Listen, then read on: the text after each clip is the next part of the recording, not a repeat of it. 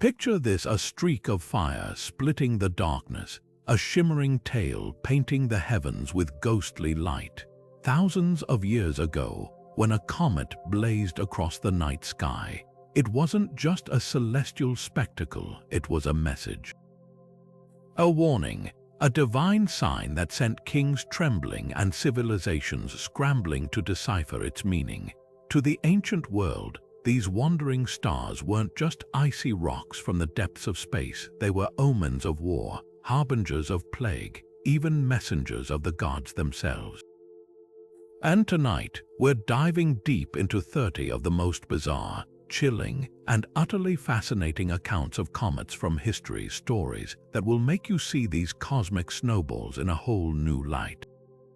Imagine living in a time before telescopes, before science could explain the mysteries overhead, when the sky wasn't just a canvas of stars, it was a living storybook, a realm where gods and monsters clashed, where every strange light carried weight.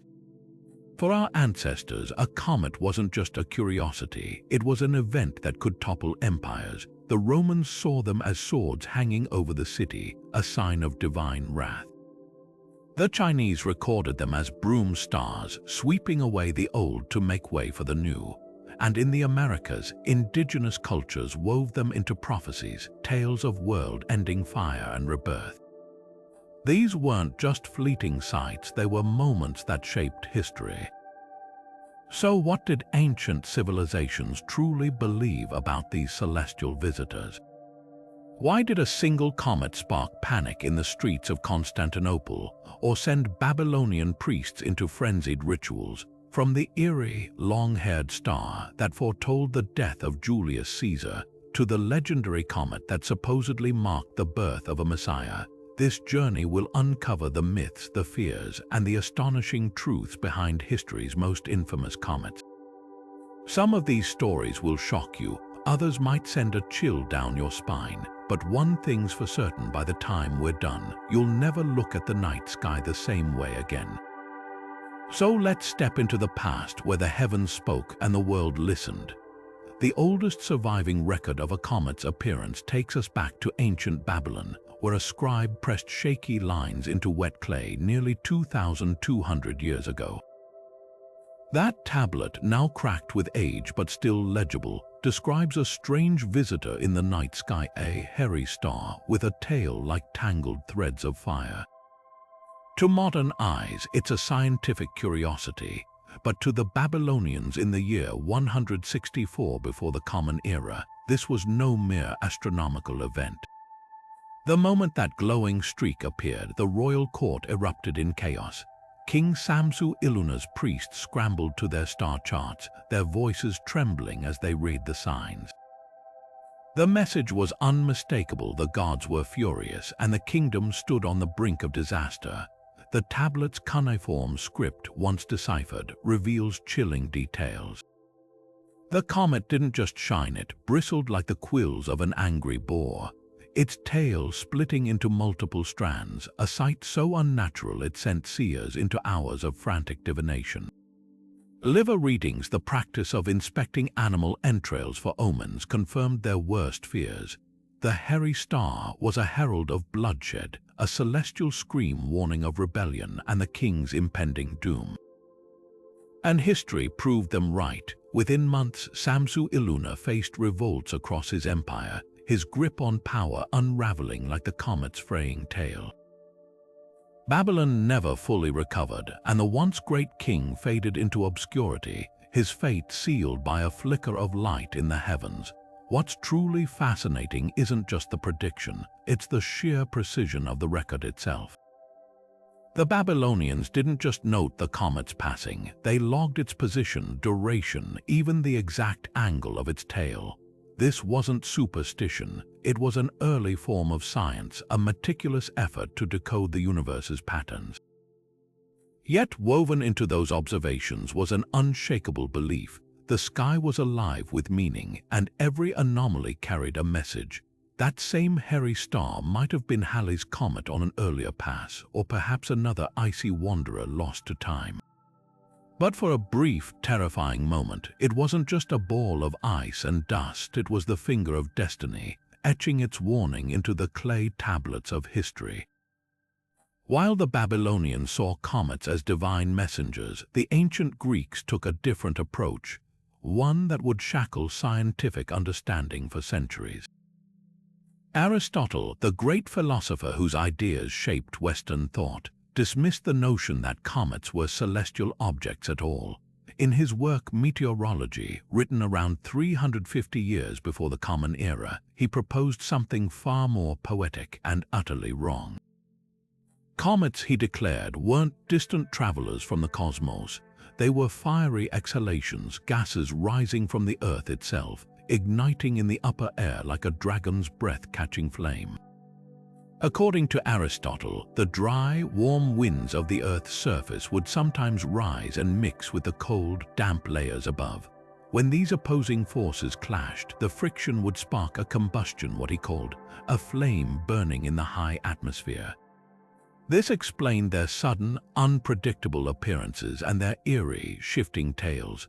But what sounds almost mystical to modern ears was, for Aristotle, a logical conclusion. After all, if comets were truly celestial, they should move with the orderly precision of the stars and planets. Instead, they flared up without warning, defying the heavens' perfect harmony. The tragedy of this theory isn't just that it was wrong. It's that Aristotle's towering reputation made it nearly impossible to challenge. For centuries, scholars treated his word as gospel, dismissing earlier thinkers who'd come tantalizingly close to the truth. Pythagoras, centuries before Aristotle, had suggested comets were celestial bodies revisiting Earth at long intervals. Anaxagoras, another Greek philosopher, even proposed they were fragments of the cosmos, ideas Aristotle ridiculed as absurd. With his characteristic confidence, he wrote, "The upper heavens must be free from all disorder, so how could comets belong there? The consequences were staggering." For 2,000 years, Western astronomy remained trapped in this era. Medieval scholars, Islamic astronomers, even Renaissance thinkers all deferred to Aristotle's flawed logic. When the Great Comet of 1577 appeared, the Danish astronomer Tycho Brahe risked his reputation to prove it moved beyond the moon's orbit, finally shattering the old dogma. But by then, the damage was done. Countless opportunities to study comets as cosmic phenomena had been lost, all because one brilliant mind couldn't imagine the heavens being anything less than perfect. Aristotle's mistake wasn't a lack of curiosity, it was the arrogance of certainty. He saw the universe as a place of strict order, and when comets refused to fit, he bent reality to match his beliefs. It's a sobering lesson. Even the greatest thinkers can blind themselves to the truth when they mistake elegance for fact. The irony, his fiery exhalations weren't entirely off base. Today, we know comets do release gases as they near the sun, just not from Earth, and not because the heavens obey human ideas of perfection. Sometimes, the universe's most profound truths hide in the cracks of our oldest mistakes. In the year 60 of the Common Era, Rome trembled under the rule of Nero, a man whose name would become synonymous with madness and tyranny. But few moments crystallized his descent into paranoia like the arrival of a comet that blazed across the sky, its tail slicing through the night like a dagger. Court astrologers, their voices hushed with dread, delivered an ominous verdict. This was no ordinary celestial event. The comet's path, they claimed, traced the arc of Nero's downfall. To a ruler already haunted by visions of betrayal, their words weren't just a prediction, they were a death sentence waiting to be carried out. Nero's reaction was as swift as it was brutal. Convinced the comet marked him for assassination, he ordered waves of executions, targeting anyone whispered to oppose him. Senators, poets, even former allies, all fell beneath the blade, their deaths justified by the emperor's mounting terror of the heavens. But the cruelest twist came when Nero turned on his own tutor, Seneca the Younger. Once the guiding hand behind the young emperor's education, Seneca now stood accused of plotting against him, not because of evidence but because the comet's prophecy demanded blood. Forced to take his own life, the philosopher met his end with stoic dignity, slitting his veins in a bath warmed by his own blood, his final words a quiet rebuke to the superstition that condemned him. The irony is almost too bitter to fathom. Nero, who believed the comet foretold his doom, became the architect of his own undoing. His reign, already fractured by excess and cruelty, unraveled completely in the wake of those executions. The people, horrified by his rampage, began to see him as the true omen, a human disaster wearing a crown. Within 8 years of the comet's appearance, Nero would flee Rome, abandoned by all, and die by his own hand in a squalid villa, his final moments spent lamenting, "What an artist the world is losing in me." What makes this story so chilling isn't just the bloodshed, it's how a natural phenomenon became a self-fulfilling prophecy. The comet didn't kill Nero, his own fear of it did. And in a grim twist of fate, modern astronomers have since identified that very comet as Halley's, a celestial body that returns like clockwork every 76 years. When it next appeared in 141, Rome had a new emperor, and the people whispered that the comet had come to collect on Nero's debt. The heavens, it seems, have a long memory, and sometimes the worst omens are the ones we create ourselves. The year 1222 marked a turning point in history, not just for the Mongol Empire but for the entire world. As Halley's comet streaked across the heavens, its ghostly tail illuminated the camps of Genghis Khan's horde, casting an eerie glow over the sea of felt tents and restless horses. To the Mongols, this was no mere celestial event. It was a sign from Tengri, the eternal blue sky, a divine nudge that would send their armies roaring into uncharted lands. The shamans gathered in hushed circles, their faces painted with soot and ochre, their hands trembling as they cast the shoulder blades of sheep into the fire. The cracks in the scorched bone told a story even the fiercest warrior couldn't ignore. The comet was a flaming arrow pointing west. What happened next was equal parts genius and brutality. Genghis Khan, already a master of psychological warfare, seized on the omen with ruthless precision. He ordered the captured astronomers of Samarkand, men who'd once served the Khwarezmian Empire, dragged before him in chains. These were scholars who'd mapped the heavens with meticulous care, their charts predicting eclipses and planetary motions with stunning accuracy. Now their knowledge became a weapon. Under the threat of slow dismemberment, they were forced to translate the comet's message, bending their science to fit the Khan's ambitions. The verdict: the heavens themselves had ordained the conquest of Europe. The sheer scale of the devastation that followed is almost unimaginable. Cities that dared resist were erased from the earth, their populations massacred or marched ahead of the Mongol army as human shields. But here's the twist: Genghis Khan wasn't just a butcher, he was a strategist who understood the power of myth.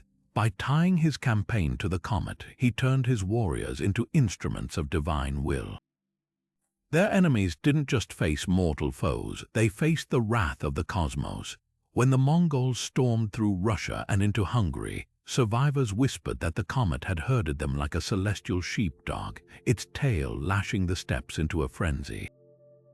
Yet for all the blood spilled in its name, Halley's comet wasn't actually the cause of the Mongol onslaught, it was the excuse. Genghis Khan had already set his sights west. The shaman's reading merely gave his conquests the unstoppable force of prophecy. And in a grim irony, those captive astronomers may have saved countless lives by shaping the Khan's path. Their interpretations subtly steered the Mongols away from densely populated regions, sparing some cities while condemning others. Even under duress, science left its fingerprints on history. When the comet vanished, so too did the Khan's momentum. His death in 1227, just 5 years later, left his empire fractured, but the legend of the celestial omen lived on. To this day, descendants of the Mongols speak of that fiery streak as the spark that lit the world on fire. And buried deep in the chronicles of conquered peoples lies a haunting question.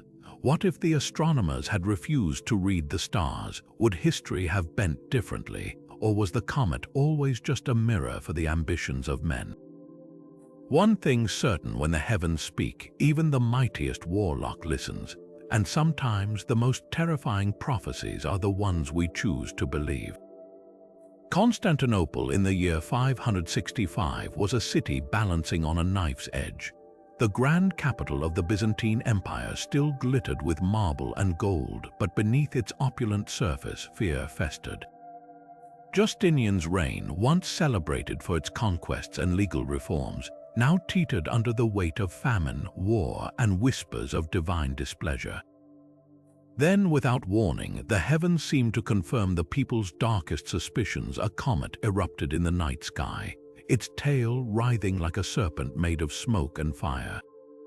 This was no ordinary portent. The timing couldn't have been more devastating. Weeks earlier, the first victims of a gruesome new plague had begun collapsing in the streets, their bodies riddled with ghastly black swellings. By the time the comet appeared, the city's gutters ran thick with the dead, and panic had already taken root. Now, with this celestial horror burning overhead, the people turned their terror toward the emperor himself. Justinian's enemies, and there were many, seized the moment. The comet, they hissed, was God's judgment on a ruler grown too proud, too reckless. Hadn't he squandered the empire's wealth on endless wars? Hadn't his taxes bled the people dry? The evidence, it seemed, was written in flame across the sky. But the real chaos began 5 months later when a second comet arrived.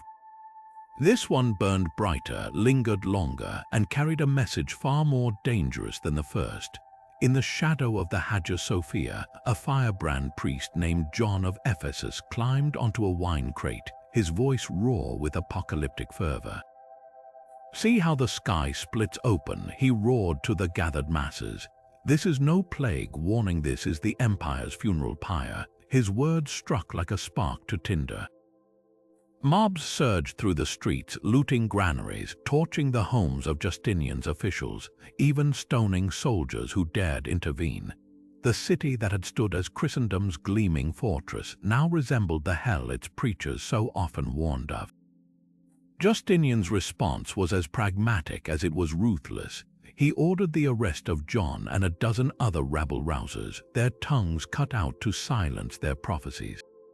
Grain shipments from Egypt were rushed to the capital, bribing the hungry back into submission, but the damage was done. The twin comets had exposed the empire's fragile soul, a place where faith and fear were inseparable, where a ruler's legitimacy could evaporate beneath a streak of celestial fire. Modern astronomers suspect both comets were fragments of a larger body, a broken wanderer whose debris trail intersected Earth's orbit twice that year. To the people of Constantinople, though, the explanation didn't matter. What lingered wasn't the science, but the scars. Long after the comets faded, the whispers remained. God had turned his face away, and no amount of imperial gold could buy back his favor. The tragedy of 565 lies in its cruel irony.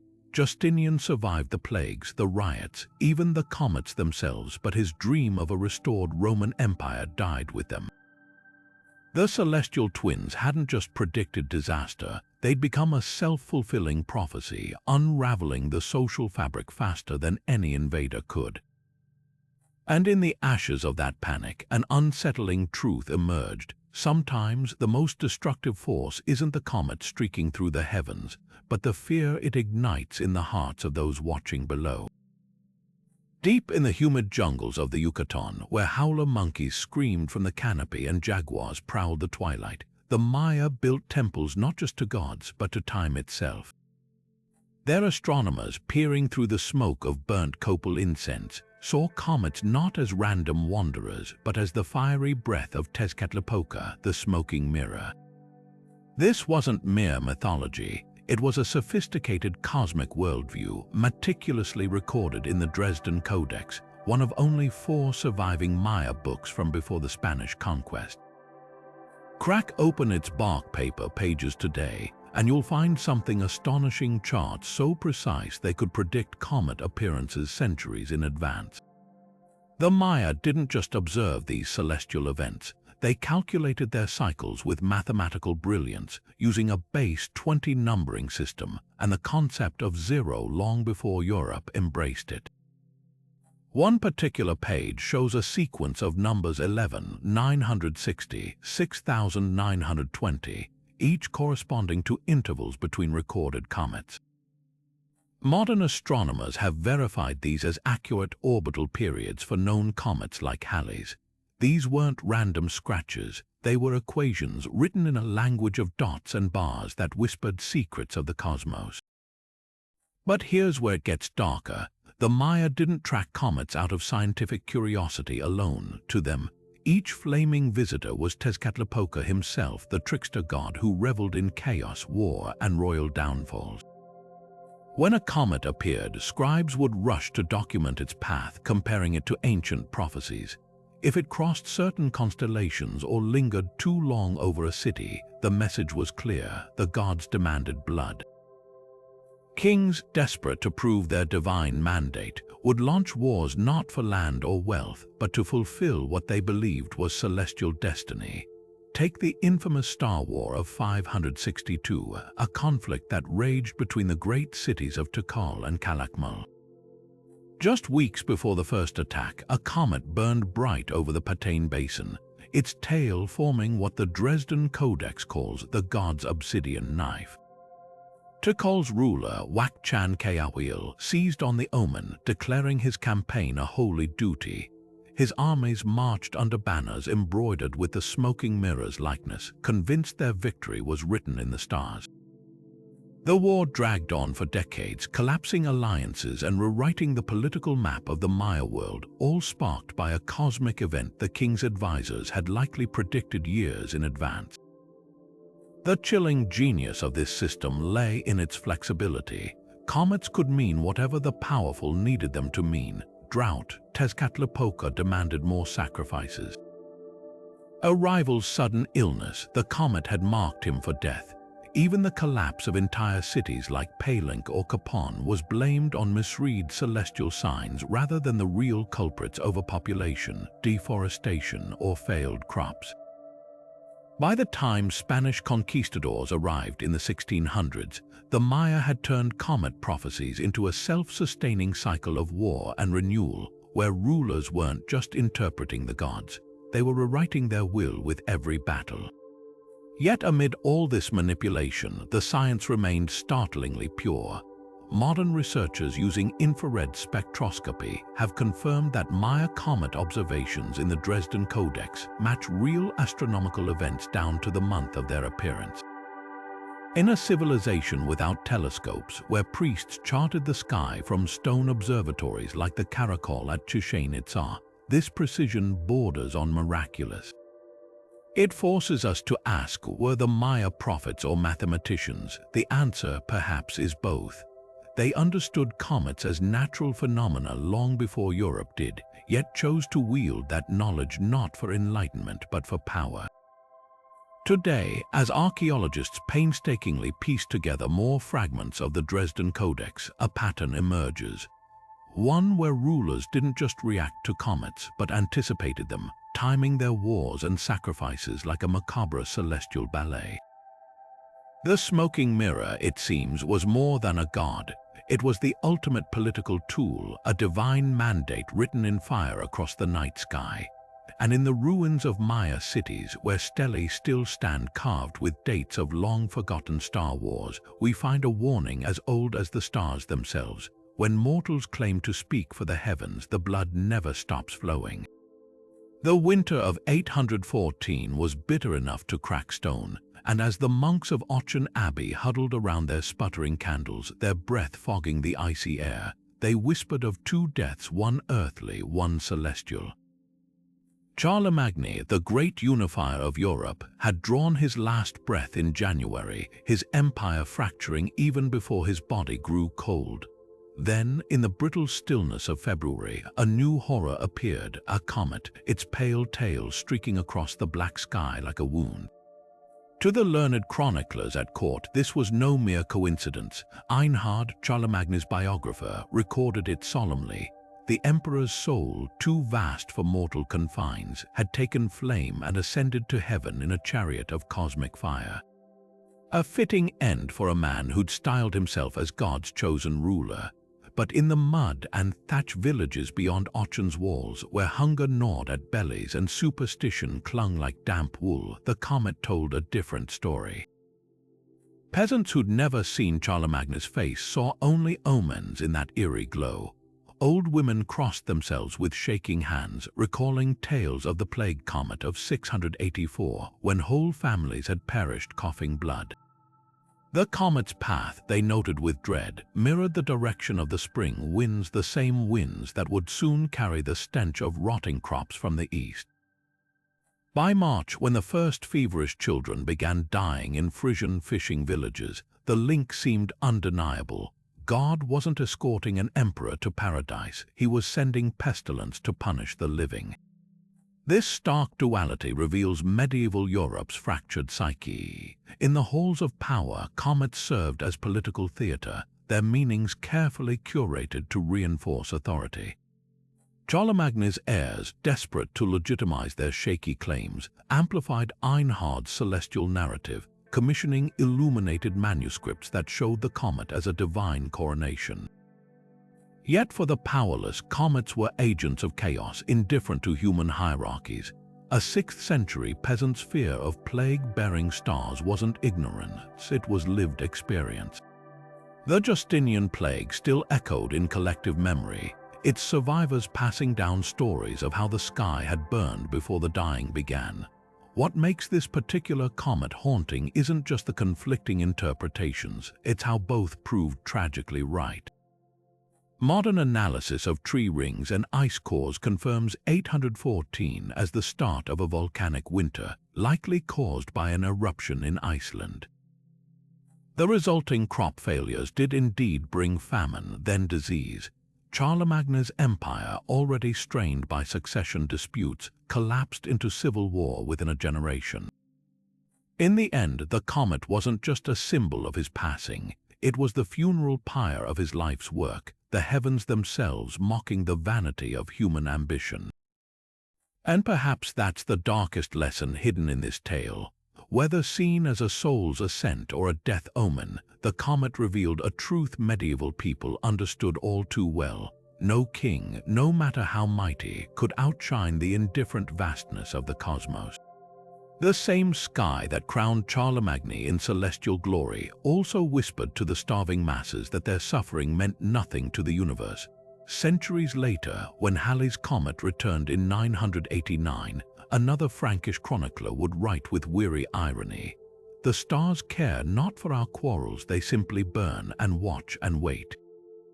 The year 1066 wasn't just a turning point for England, it was a celestial drama written in fire across the sky. When Halley's comet blazed into view that April, its timing couldn't have been more explosive. King Harold of England had barely settled onto his stolen throne, while across the Channel, William of Normandy sharpened his swords and his claim. The comet's appearance became the ultimate propaganda tool, a cosmic Rorschach test where both sides saw exactly what they needed to see. And nowhere is this duality more vividly captured than in the Bayeux Tapestry, that 70-meter-long embroidered epic where thread and superstition collide. Look closely at panel 32, where the comet bursts into the narrative like a divine exclamation point. On the left, Anglo-Saxon peasants point upward with faces frozen in terror, their fingers trembling toward the hairy star as if it were the finger of God himself. The stitching here is deliberate, their postures hunched, their mouths agape in crude, uneven stitches that convey raw panic. Beneath them, ghostly ships materialize in the border, a subtle nod to Viking legends that comets foretold invasions. To Harold's subjects, this was an unmistakable curse, a sign their king's coronation had angered the heavens. The timing was damning. The comet arrived just as Harold consolidated power after allegedly breaking an oath to support William's claim. Now shift your gaze right, where the same celestial phenomenon unfolds over William's camp, but here the needlework tells a different story. Norman soldiers stand tall, their embroidered faces upturned not in fear but in awe. Some even cheer, their stitched arms raised as if greeting an old friend. The tapestry's creators, likely Norman sympathizers, wove this moment with calculated brilliance. To William's forces, the comet wasn't a warning, it was a celestial endorsement, a divine signal that their cause was just. Contemporary chroniclers like William of Poitiers doubled down on this narrative, claiming the comet's tail formed the shape of a crown, a heavenly anointing for the would-be conqueror. The genius of this propaganda war lay in its simplicity. Neither side needed to convince their people the comet was significant. Medieval Europe already believed that. They merely had to frame its meaning. Harold's court quietly spread rumors that the comet's tail pointed toward Normandy, marking William as the true target of God's wrath. Meanwhile, William's priests preached that the comet's 4-week visibility matched the 4 weeks Harold had reigned, proof his rule was cosmically doomed. The tapestry immortalizes this psychological warfare, its linen threads capturing how a single astronomical event could fuel 2 opposing mythologies. Modern science reveals an even darker irony. Halley's comet orbits the Sun every 76 years, meaning its 1066 appearance would have been visible to both Harold and William's grandfathers. The Normans, with their closer ties to Latin scholarship, might have known this, making their divine sign a calculated manipulation. The Anglo-Saxons, relying on oral tradition, likely saw only a terrifying anomaly. When William landed at Hastings that October, his banners bore not just crosses but embroidered stars, a subtle reminder of the celestial advantage he claimed. But perhaps the most chilling detail lies in the tapestry's margins. Beneath the comet scene, corpses begin appearing in the border, their lifeless forms tumbling as if felled by an unseen force. The message is clear: the heavens had taken sides, and the bloodshed to come was simply the unfolding of divine will. 8 months later, when Harold took an arrow to the eye at Hastings, many saw it as the comet's prophecy fulfilled. Yet history, like the tapestry itself, is woven by the victors. Had Harold triumphed, we might have inherited a very different embroidery, one where the hairy star heralded not conquest but deliverance from tyranny. The Bayeux Tapestry's comet scene endures because it captures something eternal about humanity. We don't just interpret omens, we weaponize them. The same celestial fire that terrified English villagers energized Norman invaders, proving that comets, like history, hold only the meaning we assign them. And in those frayed threads of linen and superstition, we find a truth as sharp as a conqueror's sword. Sometimes the most powerful battles aren't fought with arrows, but with stories stitched into the sky. Moctezuma Roman II stood atop the great temple of Tenochtitlan, his golden headdress trembling in the cold night wind as the sky tore open above him. The year was 1517, and the emperor's astronomers had just delivered news that turned his blood to ice. A smoking star had appeared, its serpentine tail coiling across the heavens like the breath of a vengeful god. The Florentine Codex, that monumental record of Aztec life compiled after the Spanish conquest, captures the moment with chilling clarity. When the star smoked, the people knew destruction walked among them. To Moctezuma, this wasn't just an omen, it was a death sentence written in fire. The Aztecs had long tracked comets as celestial heralds of catastrophe. Their cosmology taught that the fifth sun, the current era of creation, would end in earthquakes and famine, preceded by signs in the sky. The 1517 comet, visible for 23 terrifying nights, checked every box. Priests scrambled to consult ancient divinatory texts called Tonalamatl, where they found a passage that made Moctezuma's hands shake. When the star weeps smoke, strangers will come from the east to claim the throne of feathers. The emperor, a seasoned warrior who'd expanded his empire's borders through ruthless campaigns, now found himself paralyzed by cosmic dread. When Hernan Cortés landed 2 years later in 1519, Moctezuma's court erupted in debate. Some advisors urged immediate attack. These pale-skinned arrivals with their thundersticks were clearly mortal men. but the emperor hesitated, his mind poisoned by prophecy. The Florentine Codex describes his torment. He ordered spies to observe the newcomers, searching their faces for signs of divinity. Cortez's metal armor, reflecting sunlight like celestial fire, fed the terror. His ships, with their towering masts, resembled the comet's forked tail. Even the timing felt scripted. The Spaniards arrived during Catl, the one reed year sacred to Quetzalcoatl, the feathered serpent god who'd vowed to return from the east. The psychological warfare that followed was as devastating as any cannon. Cortez, learning of the comet prophecy from Malinche, his Nahua interpreter, leaned into the myth with brutal cunning. He dressed in Quetzal feathers during negotiations, deliberately echoing Quetzalcoatl's imagery. His men rode horses, beasts unknown in Mesoamerica, claiming they were celestial deer sent by the gods.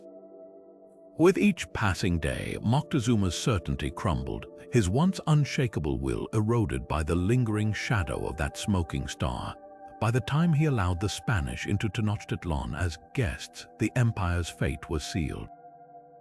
Modern historians still debate how much the comet contributed to the Aztec collapse. Tree ring data shows 1517 was a drought year, intensifying the Omens' power. But the deeper tragedy lies in Moctezuma's response. His empire had faced comets before and survived. What made this one different was its collision with a perfect storm of myth, timing, and Spanish manipulation. In the end, the smoking star didn't doom the Aztecs, it simply revealed how fragile their worldview had become. When Cortez took Moctezuma prisoner, the emperor reportedly whispered to his priests, "The heavens have tricked us." The comet had been real, but the prophecy was a mirror, and like all mirrors, it showed only what the beholder feared most. On a frosty November night in 1577, the Danish astronomer Tycho Brahe stood in the courtyard of his island fortress observatory, his metal nose gleaming faintly in the moonlight as he squinted at the sky. What he saw would shatter 15 centuries of astronomical dogma, a comet so bright it cast shadows, its tail spanning nearly a quarter of the heavens. But Brahe wasn't content to simply marvel like his contemporaries.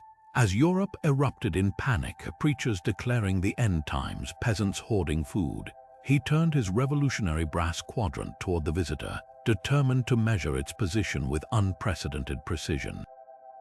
What he discovered would change science forever. Comets weren't fiery exhalations from Earth's atmosphere as Aristotle had claimed. They were celestial travelers moving freely through the realms beyond the moon. The key to Brahe's breakthrough lay in a simple but brilliant method: parallax measurement. By recording the comet's position simultaneously from different locations and comparing notes with his network of European colleagues, he proved the comet showed no discernible shift against the stars. If it had been an atmospheric phenomenon, as Aristotle taught, nearby observers would have seen it in markedly different positions. But the measurements didn't lie. The comet was at least 6 times farther away than the moon, possibly further. Brahe's meticulous data, carefully recorded in his leather-bound journal, De Mundi Aetherae Recenteribus Phenomenes, became the smoking gun that finally buried Aristotle's flawed theory. Yet for all his scientific rigor, Brahe couldn't escape the superstitions of his age. His private diary from that winter reveals a man torn between reason and prophecy. In one breath, he calculates the comet's trajectory with mathematical precision. In the next, he scrawls feverish predictions about its meaning. The Turk shall tremble when this star fades, and a northern lion will rise from the comet's ashes. He became convinced the celestial visitor heralded the collapse of the Ottoman Empire, a belief that only grew when Sultan Murad Roman III suddenly died 2 years later. Brahe even designed a bizarre commemorative medal showing the comet striking a crescent moon, a not-so-subtle jab at Islam's symbol. The irony is bittersweet.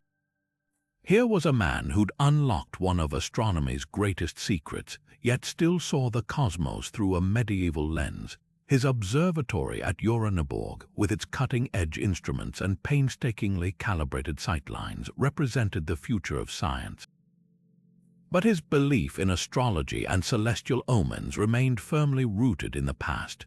When Emperor Rudolf Roman II summoned him to Prague in 1599, Brahe didn't hesitate to cast the ruler's horoscope alongside his astronomical work, a duality that would have made his predecessor Copernicus cringe. What makes Brahe's story so compelling isn't just his discovery, it's the human contradiction he embodied. He proved comets were natural phenomena governed by physical laws, yet couldn't shake the notion they carried divine messages. His measurements paved the way for Kepler's laws of planetary motion, yet he died believing the comet of 1577 had foretold his own patron's downfall. In the end, Brahe's greatest legacy may be this: he showed us the heavens could be both measured and mysterious, a realm where science and superstition would wage their eternal war. And though we now know comets as icy remnants of the solar system's birth, part of us still feels that primal shiver when one streaks across the night, the same awe that made even the great Tycho Brahe tremble with wonder and dread. London in 1607 was a city teetering between brilliance and paranoia. The Globe Theatre's wooden beams still smelled of fresh timber after its reconstruction across the Thames, and in its open-air pit, groundlings elbowed for space as the first lines of Hamlet rang out. Then, in Act 1, Scene 1, the sentinel Bernardo uttered words that would have sent shivers through the crowd. "Last night of all, when yond same star that's westward from the pole had made his course to illume that part of heaven where now it burns, Marcellus and myself, the bell then beating one, before he could finish, every playgoer knew exactly what star he meant. The great of 1607, a celestial terror that had blazed over London for weeks, its tail slicing the night like a dagger aimed at the crown itself. Shakespeare, ever the master of timing, had woven the comet into his tragedy with surgical precision. That year's audiences didn't need elaborate stage directions to picture the omen, they'd lived it. The comet had first appeared in late September, coinciding with harvest failures and whispers of unrest following the gunpowder plot 2 years prior. To Elizabethans steeped in astrology, its positioning was horrifically symbolic. It burned brightest near the constellation Corona Borealis, the northern crown. Street preachers declared it God's judgment on King James's troubled reign, while alleyway prophets sold pamphlets claiming it foretold another regicide. By the time Hamlet debuted, the comet had seared itself into London's psyche as a portent of royal bloodshed, making Hamlet's father's ghostly appearance beneath that very star all the more chilling. But Shakespeare's genius lay in his ambiguity. Where lesser playwrights might have bluntly tied the comet to Hamlet's vengeance, the bard let it linger as an unresolved tension. The comet isn't just a plot device, it's a mirror for the play's central question: do omens shape destiny, or do we project meaning onto random events? When Horatio, the scholar, dismisses the ghost as but our fantasy, he voices the era's growing scientific skepticism. Yet moments later, even he trembles as the spectre vanishes at dawn, a detail savvy theatergoers would have linked to comets fading in daylight. This duality electrified performances. Groundlings crossed themselves at the comet references, while educated nobles nodded at the subtle satire of superstition. The historical record confirms why the illusion landed so powerfully. The 1607 comet, likely a spectacular fragment of the Kreutz-Sungreiser family, was visible even in daylight for 3 weeks, sparking riots in Bristol where mobs accused local officials of attracting divine wrath. James I's court astrologer, Simon Forman, wrote hysterical entries in his diary about its malevolent quadrature with Mars, while sailors swore its tail shifted to point at Westminster on nights Parliament met. Shakespeare, whose company performed at court, would have known these rumors firsthand and weaponized them. By having the murderous Claudius later fret over some vile deed being exposed by heaven's lights, the playwright tapped into a very real royal anxiety. What makes this celestial reference so enduring isn't just its historical context, it's how Shakespeare twisted expectations. In Julius Caesar, written 8 years earlier, comets unambiguously foreshadow doom. When beggars die, there are no comets seen. Slash the heavens themselves blaze forth the death of princes. But in Hamlet, the comet becomes something far more subversive, a cosmic Rorschach test. Does it truly herald vengeance, or is it merely a silent witness to human folly? The answer lies in the audience's own fears. When the 1607 comet returned in 1682, Londoners once again panicked, but this time scientists like Edmund Halley tracked its path with curiosity rather than dread. The heavens hadn't changed, humanity had, and buried in Hamlet's layers of meaning we find the comet's true legacy, not as a harbinger of chaos, but as a spotlight exposing how desperately we crave signs in the dark. By the autumn of 1664, London had forgotten the plague simmering in its slums. All eyes were fixed on the sky, where a comet blazed brighter than any in living memory. Its tail didn't just glow, it pulsed like a furnace bellows stoking some celestial inferno. Puritan preachers like Increase Mather, newly arrived from the American colonies, stood on street corners declaring it God's firebrand, a flaming warning to a city drowning in sin. Pamphleteers worked their presses overtime, churning out crude woodcuts showing the comet's tail morphing into a flaming whip lashing St. Paul's Cathedral.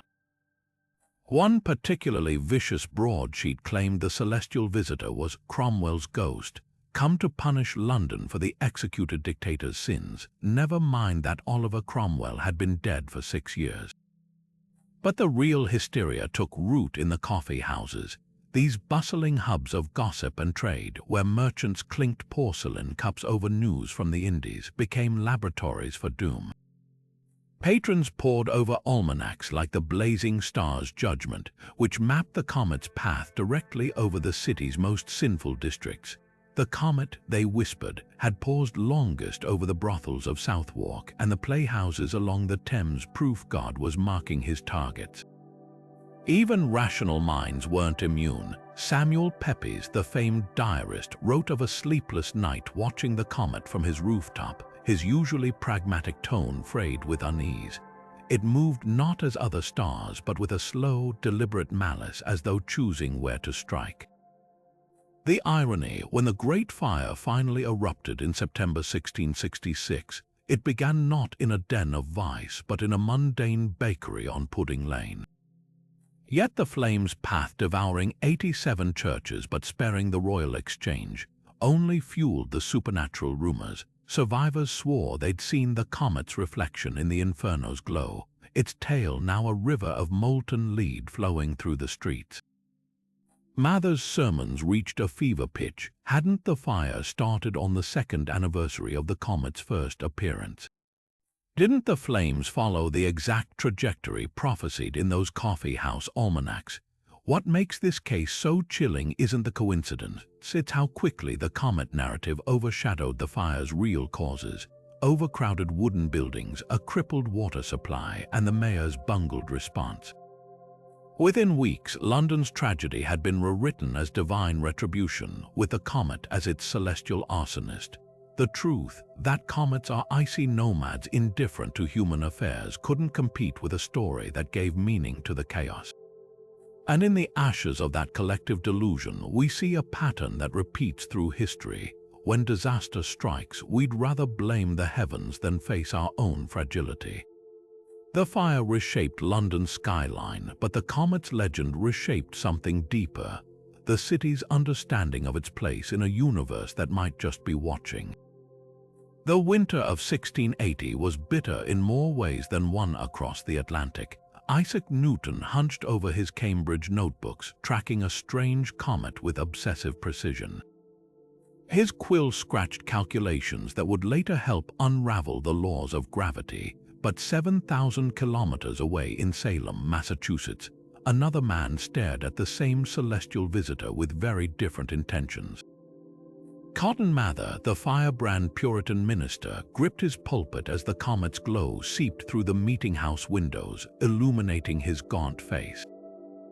To his trembling congregation, he declared this was no ordinary astronomical event. It was a hellish beacon. proof that witches were riding spectral horses across the sky to consort with demons. The trial records from Salem's darkest years reveal how deeply this idea took root. When 12-year-old Anne Putnam Jr. testified against Sarah Good in 1692, her words dripped with celestial terror. "I saw the comet's tail twist into a noose above her head and knew the devil guided her hand." Never mind that Newton's comet had vanished 12 years earlier. In the fevered atmosphere of the trials, time collapsed. Spectral evidence, that legal travesty allowing dreams and visions as proof, now included celestial phenomena. Martha Carrier, accused of bewitching livestock, faced an additional charge when a farmer swore her reflection had appeared in the comet's tail the night his cows ran mad. What makes this moment so chilling is how it perverted both science and scripture. Newton's meticulous observations in 1680, tracking the comet's position relative to fixed stars, proved these were natural objects obeying physical laws. Yet Mather, who owned a copy of Newton's work, deliberately ignored the science. In his infamous tract Wonders of the Invisible World, he cherry-picked Revelation 12:4.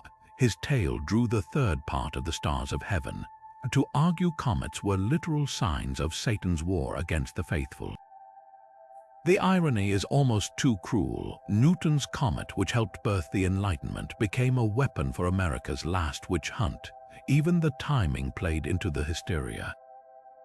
The 1680 comet had appeared during a bitter cold snap, much like the winter of 1692 when the trials began. As frozen livestock dropped dead and children coughed blood in unheated bedrooms, Mather's sermons took on apocalyptic urgency. "See how the comet's fire failed to warm us," he thundered. "This is the witches' winter. Their master sends cold where God sends flame." The connection between celestial events and earthly calamity, already potent in Puritan minds, now had official sanction. The most damning evidence comes from the trial of George Burroughs, the former Salem minister accused of leading the witch coven.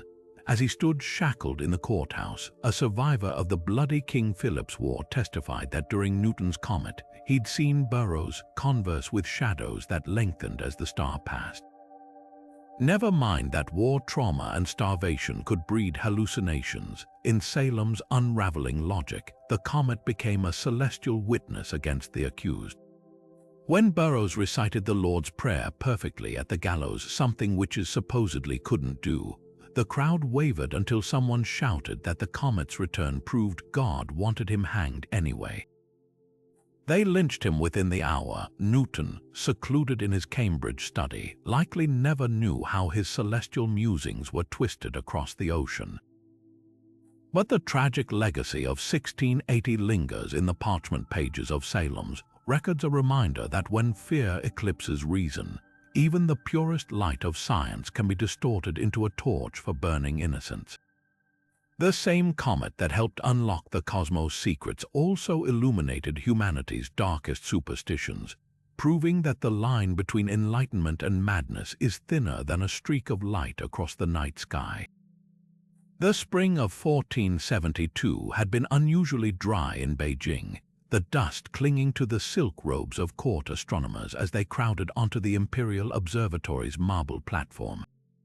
For 60 nights straight, they'd tracked the strangest celestial visitor in living memory, a broom star with a tail so long it seemed to sweep the heavens clean of other lights. The official Ming records, meticulously inked on rice paper scrolls, called it Huixing, the fire star, noting its eerie stillness. Unlike typical comets that raced across constellations, this one lingered like a burning eye fixed upon the empire. Emperor Xianzong, already paranoid after years of eunuch intrigues, didn't need his stargazers' whispered warnings. The correlation was too blatant. The comet had appeared precisely when his corrupt favorite, eunuch Wang Zhai, was extorting taxes to fund lavish pleasure barges on the Grand Canal. Canceling the Mid-Autumn Festival sent shockwaves through the bureaucracy. For centuries, the holiday had been a sacred respite where even peasants enjoyed mooncakes and lanterns. Now imperial edicts declared all celebrations an affront to heaven's warning, with violators facing public flogging. The emperor's logic was chillingly precise. If the broom star symbolized heaven's purge of corruption, then revelry during its visitation would imply defiance. Overnight, Beijing's streets emptied of musicians. Market stalls selling festival sweets were boarded up. Yet rather than quelling unrest, the draconian measures backfired.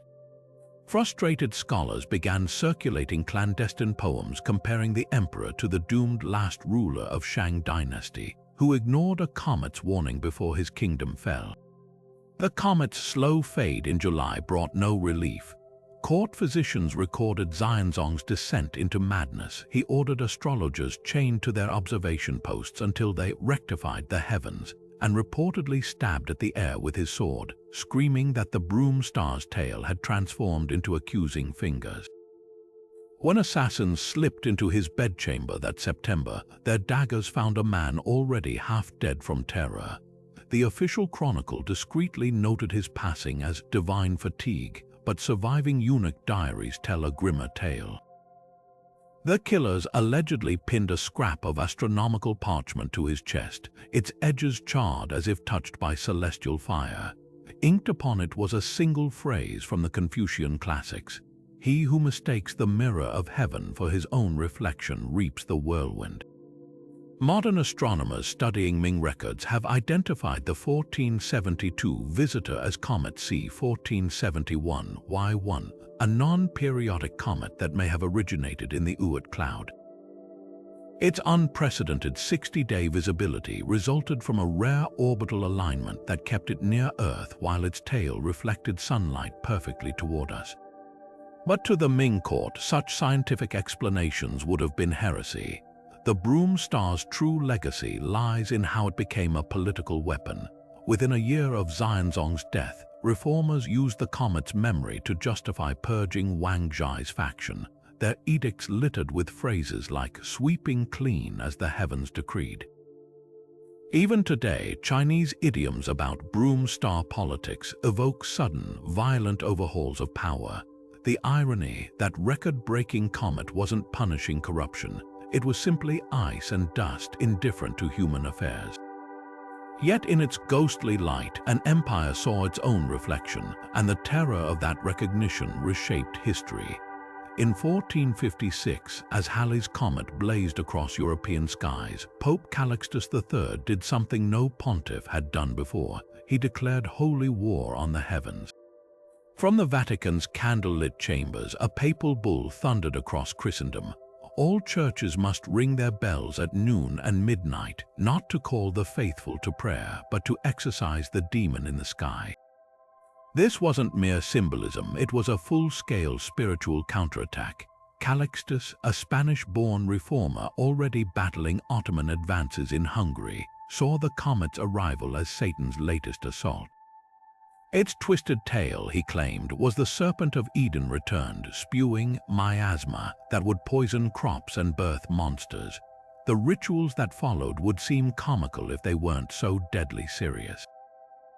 In rural France, priests processed through fields with raised crucifixes, sprinkling holy water on wheat stalks to neutralize comet venom. German chronicles describe farmers hanging garlic and iron nails from barn doors, a folkloric defense now blessed by the church. The most surreal accounts come from Burgundy, where terrified villagers dressed scarecrows in stolen clerical robes, believing the comet's evil could be fooled into attacking these decoy men of God instead. Calixtus's obsession wasn't just superstition, it was geopolitics disguised as theology. The comet had appeared during the siege of Belgrade, where Hungarian forces faced Sultan Mehmed II's cannons. When news spread that the Ottoman flag bore a crescent moon, the Pope seized the narrative. The comet was Islam's celestial ally, a star of Muhammad sent to blind Christian armies. His bell-ringing decree coincided with urgent fundraisers for crusade taxes, blurring the line between spiritual and military mobilization. The strategy worked. Belgrade held, and Calixtus credited the victory to his cosmic exorcism. Yet beneath the drama lurked a chilling innovation. Medieval churches had long used bells against storms and plagues, but this marked the first time a celestial object was treated as an entity to be banished. Theologians at the University of Paris quietly protested, noting that comets couldn't be demons because they lacked free will. Their letters were burned. Within months, a new heresy charge appeared in Inquisitor manuals: comet denial, the dangerous claim that heavenly phenomena were natural, not divine warnings. The fallout lasted generations. When Halley's comet returned in 1531, Spanish conquistadors in Peru forced indigenous astronomers to recant their prediction of its arrival. To admit foreknowledge was to imply natural laws governed God's signs. In a grim irony, Calixtus's fear of comet poison wasn't entirely unfounded. Ice cores from that era show elevated tin levels, likely from smelting church bells at his command. The real toxin wasn't in the sky, it was in the soil, leaching from the very weapons forged in the comet's name. A final twist: modern analysis suggests 1456's demon was one of Halley's dimmest appearances, its terror amplified not by brightness but by the mirrors of human fear. The summer of 1811 should have been a time of dread across Europe. Halley's comet blazed so brightly it cast shadows at midnight, its twin tails fanning out like a celestial peacock's plumage. But in the sun-drenched vineyards of France and Germany, farmers looked up and smiled. That year's grapes swelled to unnatural size, their sugar content spiking to levels no one had seen for generations.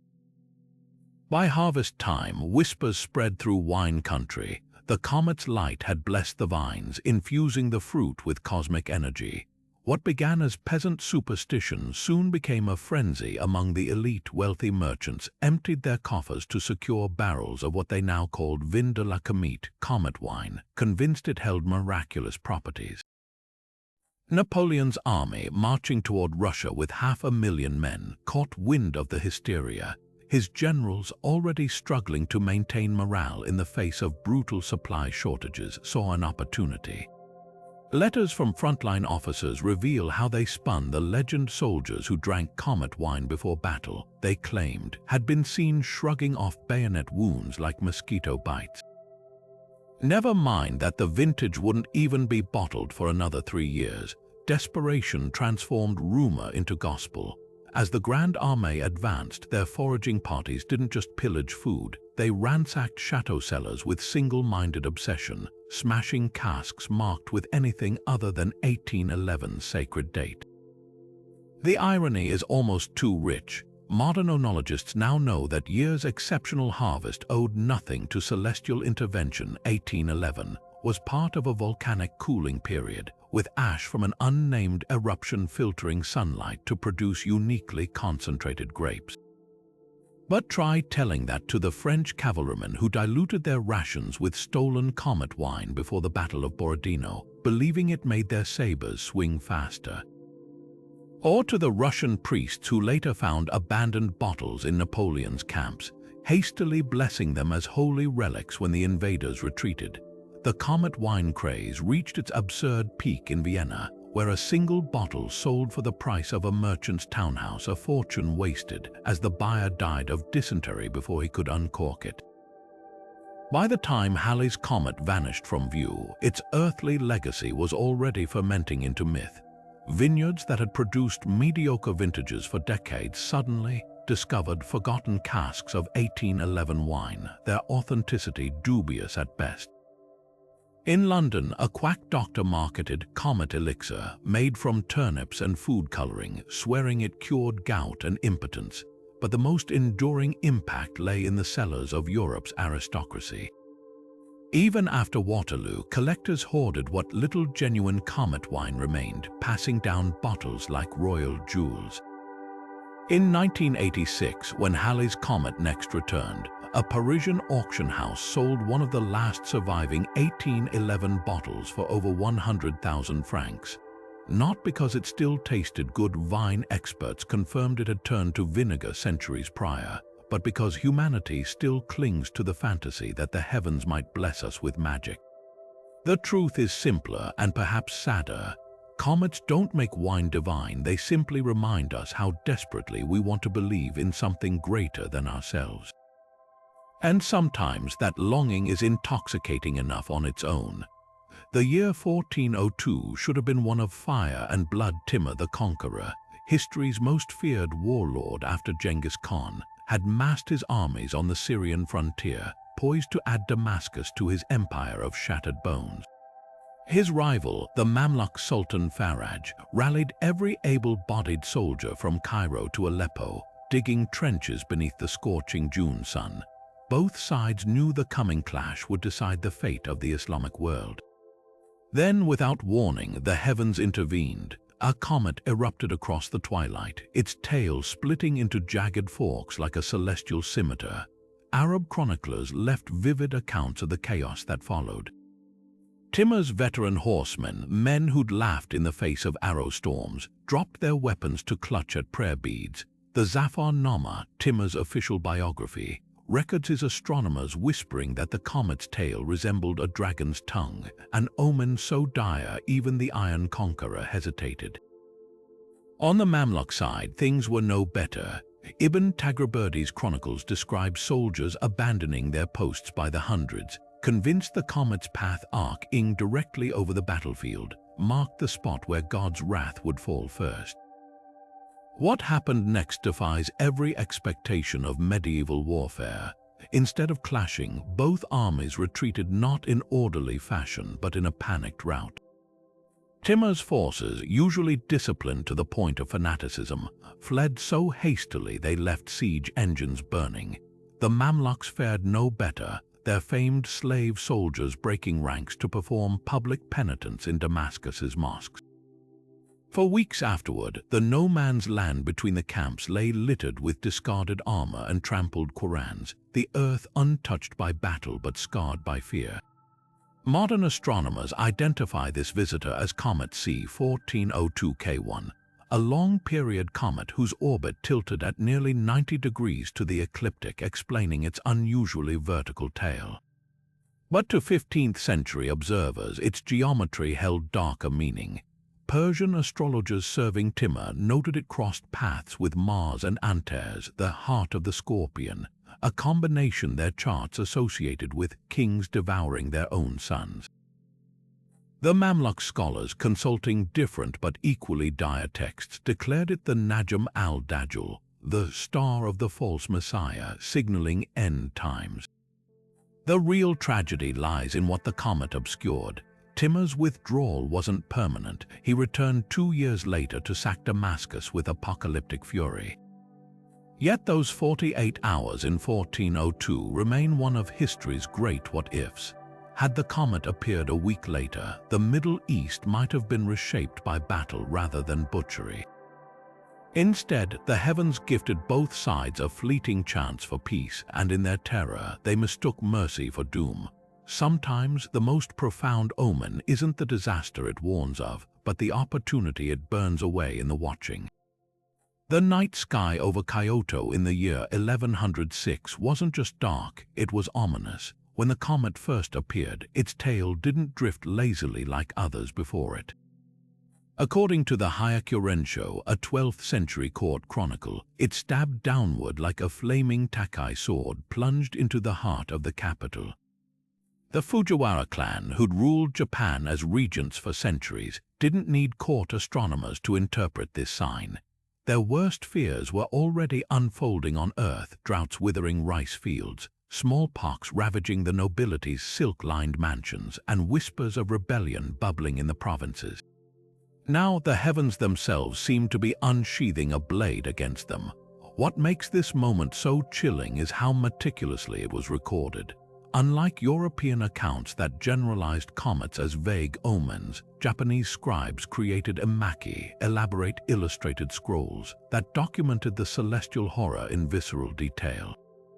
One surviving scroll, the Tenjiku Tokai Emaki, shows the comet as a writhing serpent of fire, its tail splitting into 3 distinct strands as it looms over the imperial palace.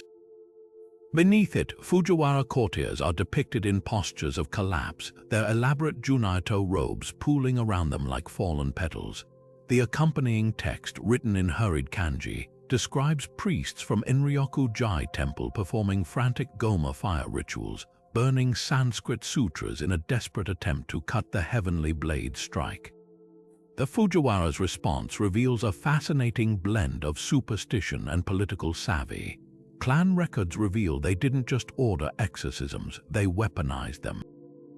By staging elaborate purification ceremonies along the Como River, where nobles and commoners alike could witness their piety, they sought to reinforce the idea that only they could appease the gods. Meanwhile, behind gold-leafed screens, Regent Fujiwara no Tadazane conspired to divert blame. Scrolls from his private collection show astronomers being pressured to reinterpret the comet's path, claiming it actually targeted the rival Minamoto clan. But the cosmos, it seemed, wasn't open to bribes. Within 5 years of the comet's appearance, the Fujiwara's grip on power began unraveling. The Heike Monogatari, Japan's Great War epic, later immortalized this turning point with a line that still echoes through history. The heavens write their verdicts in fire, and men but tremble at the script. By 1156, the once mighty clan had been eclipsed by the rise of the samurai class, their fate sealed not by battlefield defeats, but by that single streak of celestial flame. Modern analysis of ice cores and Chinese astronomical records suggests the 1106 comet was likely Comet Keys, a sungrazer that disintegrated after its close solar approach. But in the fragile world of Heian-era Japan, where courtiers composed poetry about cherry blossoms while famine stalked the countryside, its true power lay in perception. The Fujiwaras didn't fall because a comet doomed them, they fell because they believed it did. And in that toxic cocktail of fear and arrogance, we see a pattern that repeats through history. When the mighty mistake celestial phenomena for verdicts, they often end up writing their own downfall in the stars. High in the Andes, where the air is thin enough to scrape the stars, the Inca watched the night sky with a precision that defied their lack of telescopes. So when a monstrous comet tore through the heavens in 1533, its tail writhing like a serpent made of molten silver, the empire held its breath. To the Quechua people, this wasn't just a celestial event. It was Illapa, the thunder god, cracking his whip across the cosmos, and the timing couldn't have been more devastating. Atahualpa, the last independent Sopa Inca, sat imprisoned by Spanish conquistadors in Cajamarca, his empire fracturing beneath the boots of foreign invaders. The comet's appearance felt like divine confirmation the gods had turned their backs on their chosen ruler. Spanish chroniclers, quick to exploit any advantage, seized on this terror with ruthless efficiency. Francisco de Geras, Pizarro's secretary, wrote in his journal how Inca nobles grew pale when shown the comet through a Spanish spyglass, technology they interpreted as a window into the divine. Jesuit missionaries, sensing an opening, twisted the narrative further. They claimed the comet wasn't Illapa's wrath against Atahualpa, but rather God's punishment for Inca idolatry. In a brutal psychological gambit, they staged public debates where captive Inca astronomers were forced to confess that their own gods had abandoned them. One chilling account describes a friar holding up a crucifix as the comet flared brightest, shouting that even the heavens bowed to Christ. But the darkest manipulation lay in the timing of Atahualpa's execution. Spanish records note that Pizarro scheduled the killing for July 26th, the very night the comet reached peak brightness. As the Sopa Inca was garroted in Cajamarca's central square, conquistadors pointed upward, declaring the fading light proof that his divine mandate had been extinguished. What they didn't mention, the comet was already fading naturally, a celestial coincidence weaponized into propaganda. The tactic worked. Within months, resistance crumbled as demoralized Inca generals saw their own people crossing themselves at the comet's mention, whispering that the Christian god must be stronger than Inti, the sun deity.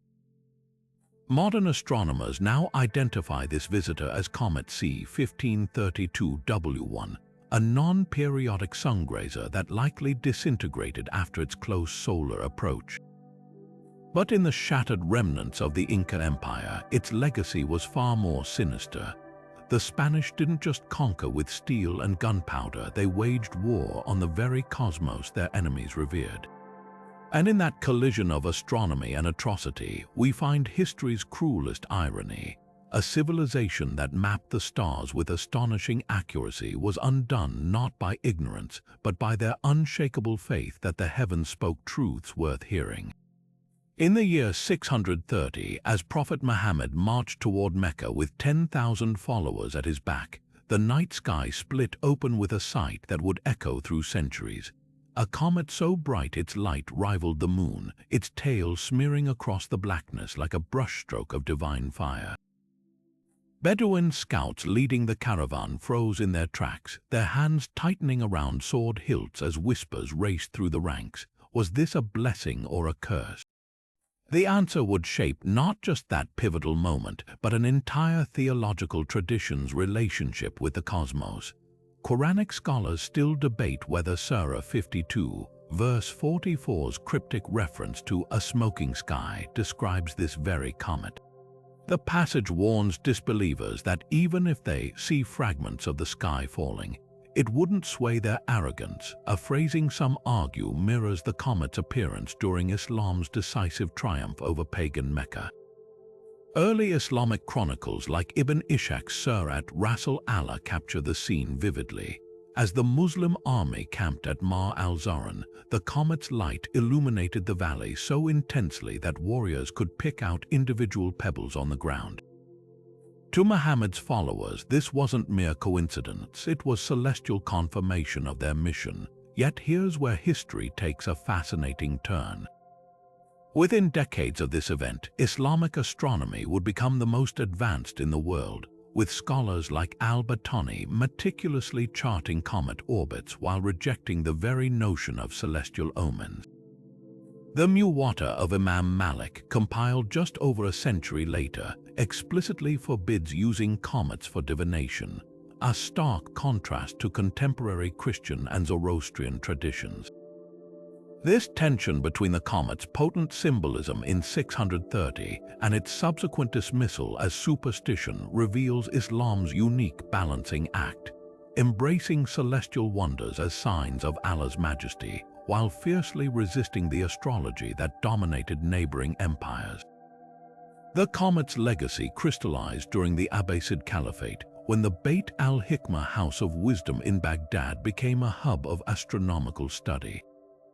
Persian polymath al-Farabi, writing in the 10th century, referenced the 630 comet not as an omen, but as a natural phenomenon whose appearance coincided with divine will, a subtle but crucial distinction. Meanwhile, poet-scientists like Omar Khayyam wove the event into verse, comparing the comet's fleeting brilliance to the transient nature of earthly power. This duality, simultaneously commemorating the celestial event while demystifying it, allowed Islamic civilization to leap ahead in scientific understanding without discarding spiritual awe. Modern historians note an intriguing parallel. The 630 comet appeared during the same 20-year window as Islam's explosive expansion from Arabia to Persia and Byzantium. While European chroniclers of the Crusades later spun this as the comet that birthed an empire, the truth is more nuanced. Islamic scholars themselves never claimed the comet caused their success, only that its timing underscored the universe's alignment with their faith. And perhaps that's the most enduring lesson here. Sometimes the most powerful celestial events aren't those that dictate history, but those that illuminate truths already written in the hearts of believers.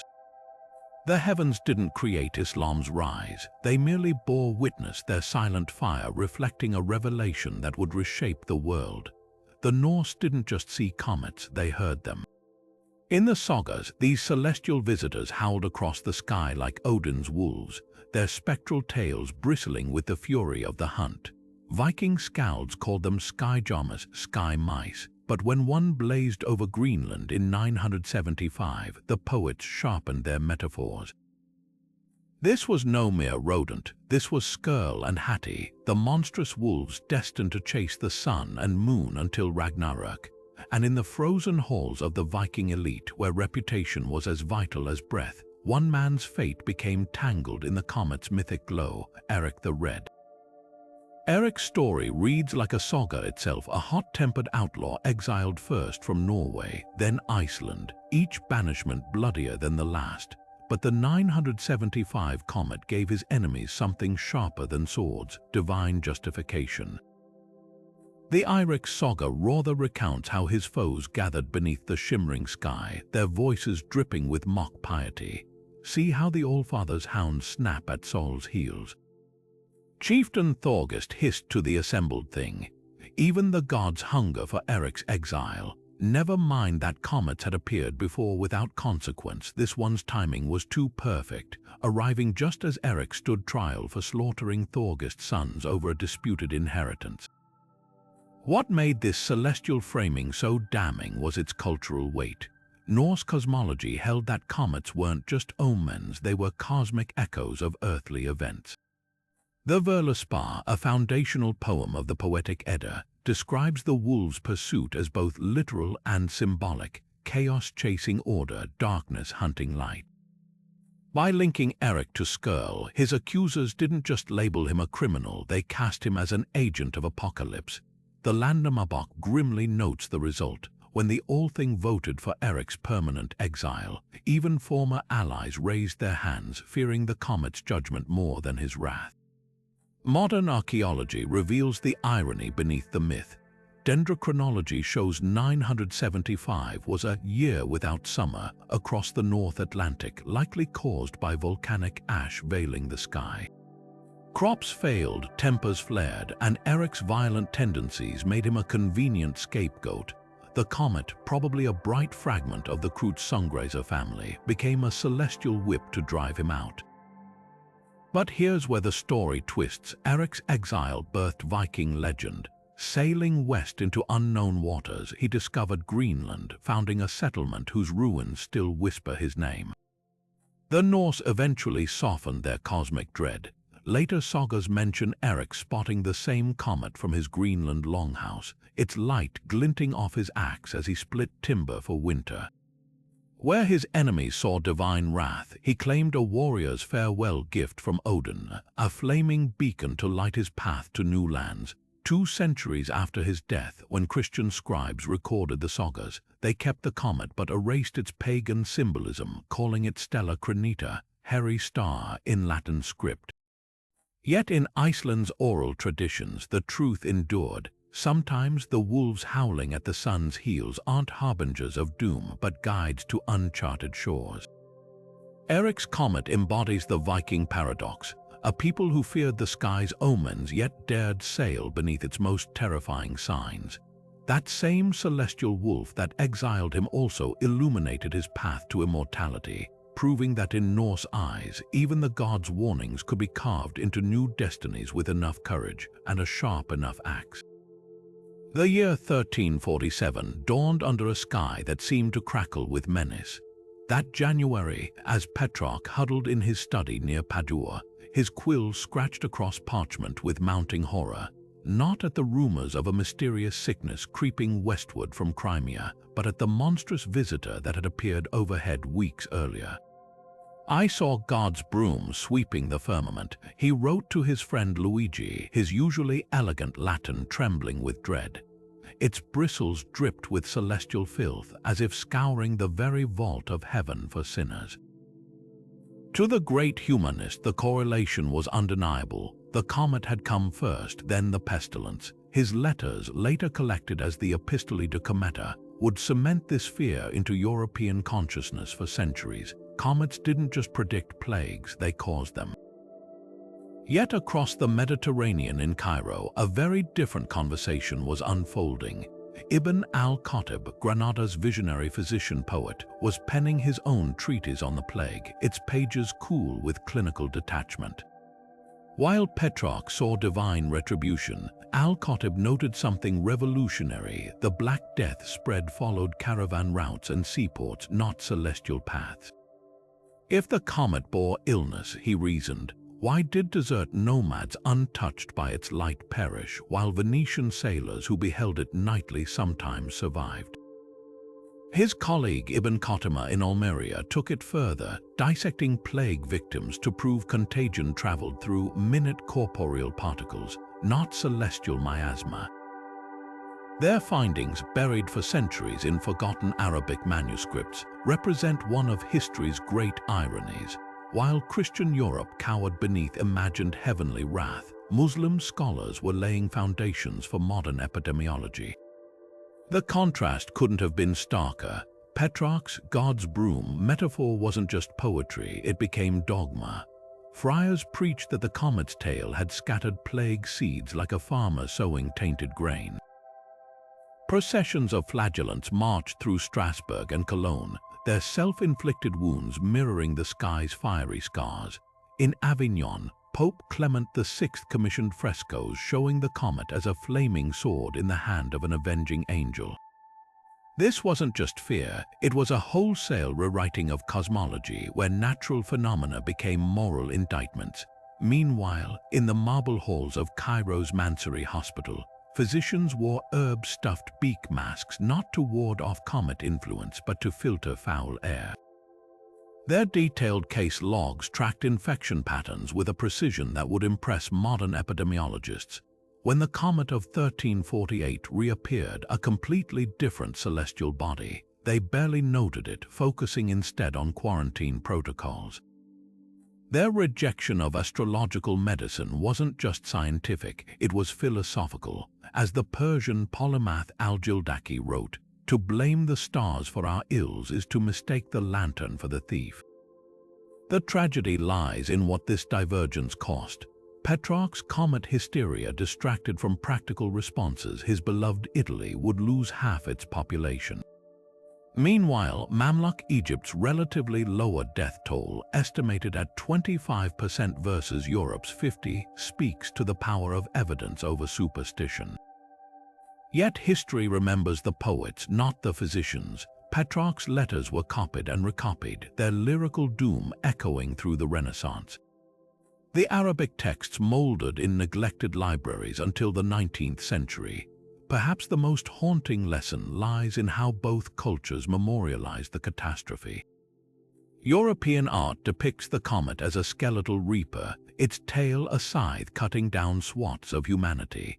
Islamic miniatures show quiet hospital scenes, doctors measuring pulses, scribes recording symptoms with the comet when it appears at all, as a faint smudge in the margin. Two ways of seeing the universe, one that found meaning in chaos and one that sought order amidst the storm. In the end, the Black Death spared neither, but their responses illuminate a chasm not just of medicine but of imagination. The stars, it seems, reveal less about the heavens than about the eyes that watch them. The Forbidden City stood paralyzed under a smothering summer heat in 1626, its vermilion walls sweating beneath a sky turned unnatural. When the comet first appeared that July, its tail didn't drift, it stabbed, a jagged streak of white fire pointing directly at the Hall of Supreme Harmony like an accusing finger. Inside, the Chongzhen Emperor, last ruler of the once glorious Ming dynasty, paced the throne room's lacquered floors with the frantic energy of a man already hearing the executioner's drum. His eunuchs later described the scene in secret diaries, how the emperor snatched an astrologer's chart, his manicured nails tearing the silk as he shrieked, "Burn your telescopes if they cannot unsee this treason of the heavens." For 3 centuries, the Ming had justified their rule through the mandate of heaven, a divine contract written in celestial ink. Comets were its erasers. Court records reveal how Chongzhen's grandfather, the Wanli Emperor, survived a similar omen in 1596 by ordering mass Buddhist sutra recitations. But 1626's visitor was different. Jesuit advisor Johann Adam Scholl von Bell, observing from the Imperial Observatory, noted in coded letters how this comet moved against the stars, an affront to Confucian cosmology's harmonious order. To officials steeped in I Ching divination, its path traced the hexagram for collapse of the high tower. the emperor's desperation spiraled into surreal theatrics. Eunuch memoirs describe midnight rituals where court astronomers were forced to kowtow before empty bronze mirrors, chanting incantations to reflect away the comet's malice. When the celestial intruder persisted, Chongzhen ordered Beijing's fireworks stockpile ignited in a single night, 8,000 rockets bursting in sync to challenge the imposter star's brilliance. The sulfurous haze choked the city for days, but the comet burned through undimmed. Modern astronomers identify this as Comet C/1626 F1, a hyperbolic visitor now lost to interstellar space. But its earthly impact was devastatingly concrete. As harvests failed that autumn, whispers spread that the comet had sucked the yang from the soil. Rebel leader Li Zicheng, gaining strength in the provinces, circulated woodcuts showing the comet's tail as a peasant's scythe cutting down the imperial grain. By spring, when Chongzhen hanged himself from a locust tree behind the Forbidden City as rebels battered the gates, even his loyalist generals murmured that the heavens had filed their verdict long ago. The cruelest twist, the comet likely bore no ill will. Ice cores from that era show catastrophic volcanic eruptions in the Philippines, events that dimmed sunlight globally and skewed comet visibility. But in the Ming court's death throes, where reason had long fled, the sky's indifference became its greatest cruelty. As the king conquerors later documented in their Ming-Shi annals, the last Ming emperor's final edict wasn't a call to arms or a plea for mercy. It was a demand that astronomers strike 1626's celestial records from history.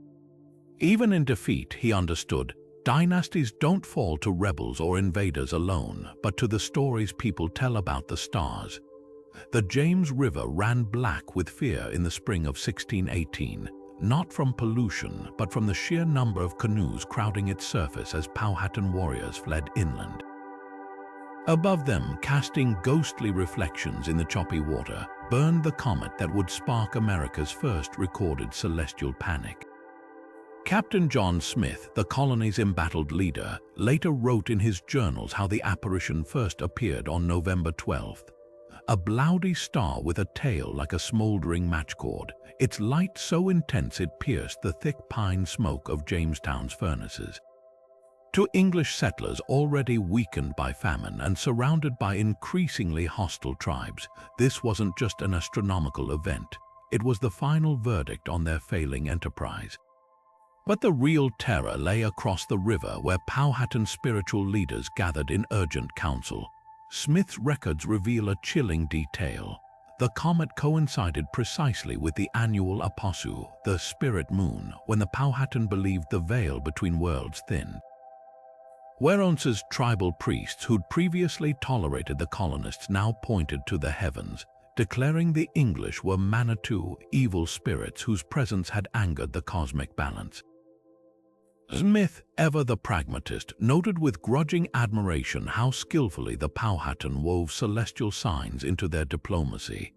"They showed us the star and then their empty bowstrings," he wrote, "making it plain we had till it's fading to quit their land."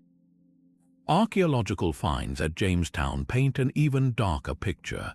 Excavations of the settlers' trash pits show a sudden spike in broken crucifixes and prayer books from that winter, likely remnants of desperate exorcisms. Governor George Yeardley's frantic letters to London speak of men driven mad by the night's torment, some claiming the comet's tail whispered threats in Algonquian. Meanwhile, Powhatan villages beyond the James displayed a very different reaction. Recently uncovered prayer sticks from that era bear carved comet imagery alongside English hats, suggesting the tribe saw the celestial event as a divine weapon against invasion. Modern astronomy reveals the cruel irony. The 1618 comet was actually three separate bodies: Comet C/1618 W1, V1, and Q3 arriving in quick succession.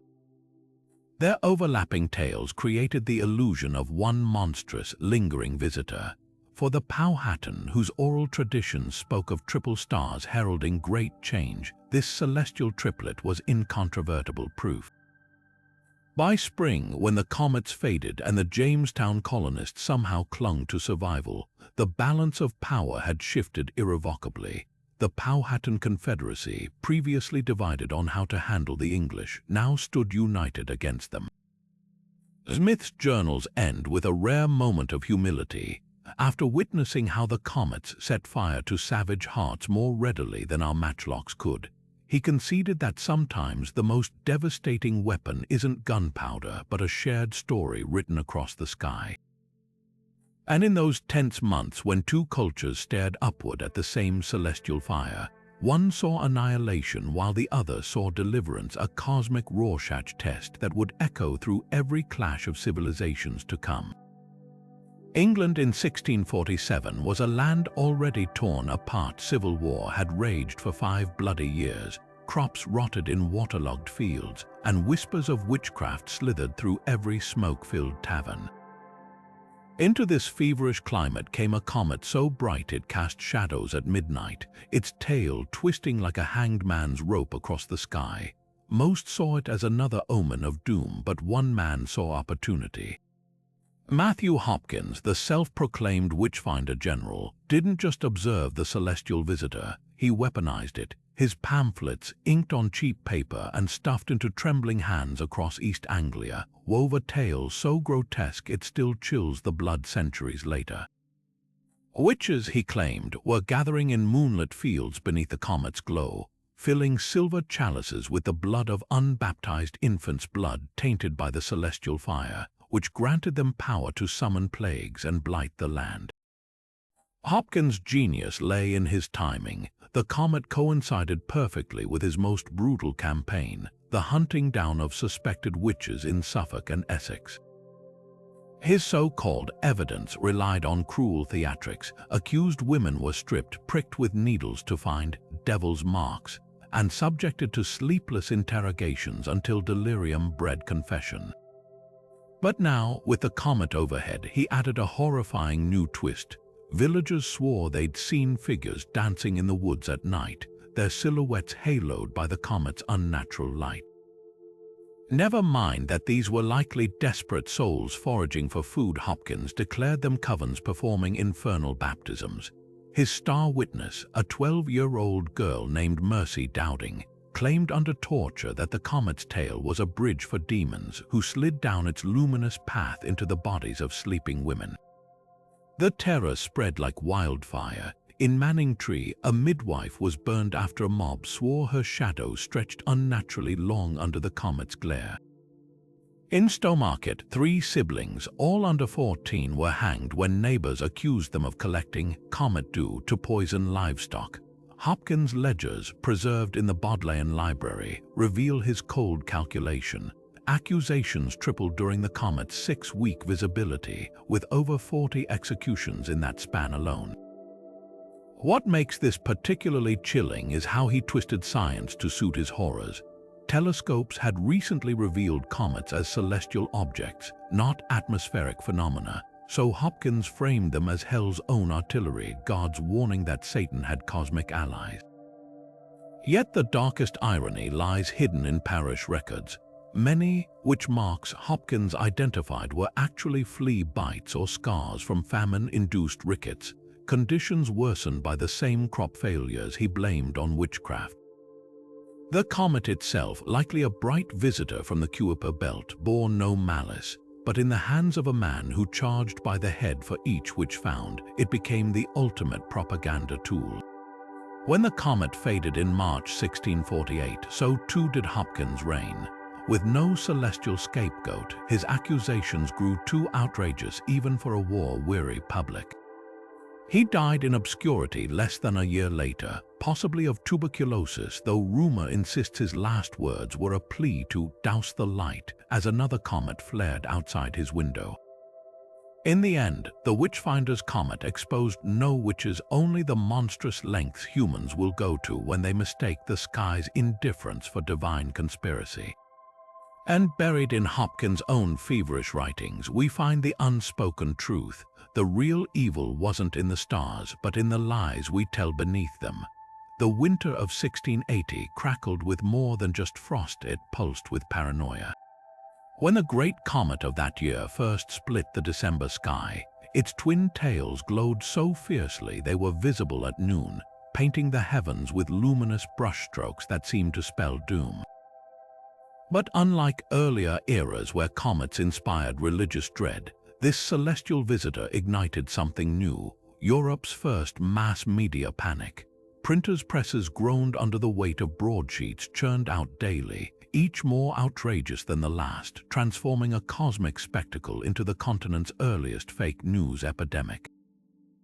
In Paris, a particularly virulent pamphlet claimed the comet's tail wasn't made of ice and dust. It was a cloud of Jewish poison brewed by rabbis in Prague's ghettos.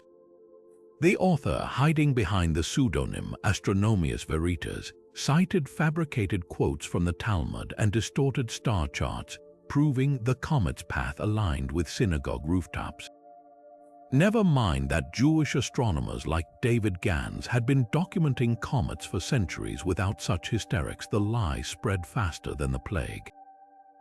By January, mobs in Frankfurt were smashing apothecary shops owned by Jewish merchants, convinced they'd find vials of comet-extracted toxin. Meanwhile, in Protestant London, the narrative twisted in the opposite direction. Balladeers hawked chapbooks warning that the comet's light carried popish miasma, a Vatican plot to weaken English resolve against Catholic encroachment.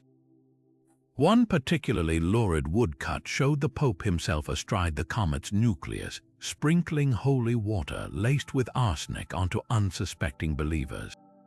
The irony was grotesque. While Jesuit astronomers in Rome were actually pioneering accurate comet tracking, their breakthroughs got repackaged as evidence of a sinister papal science. What made this frenzy unprecedented wasn't just the lies, it was how they fed off emerging scientific literacy. Telescope ownership had exploded among Europe's middle class, creating a public hungry for celestial explanations but vulnerable to manipulation. Charlatans sold anti-comet spectacles with lenses tinted by blessed silver, while street corner alchemists peddled elixirs claiming to neutralize star venom. In Nuremberg, a fraudulent stargazer named Johann Hochstetter capitalized on the chaos by publishing a fake broadsheet, decoding the comet's path as Hebrew letters spelling "death to Christendom," a hoax so convincing it took real astronomers months to debunk. The backlash revealed an uncomfortable truth: facts moved slower than fiction. When polymath Gottfried Kirch published meticulous observations proving the comet followed natural orbital laws, his sober Latin treatise barely made ripples compared to the tidal wave of sensational broadsheets. Even rational minds weren't immune. Diaries from the era show educated merchants stockpiling food despite understanding comets were celestial objects, proving fear could outpace reason. By spring, the comet faded, but its cultural scars lingered. Satirists like Jonathan Swift later mocked the panic in works like A Tale of a Tub, where comet fears become a metaphor for societal gullibility. Yet buried in the archives of this madness lies a prototype for every conspiracy theory to come. The same blend of half-understood science, tribal prejudice, and media manipulation that would echo through witch trials, vaccine scares, and beyond.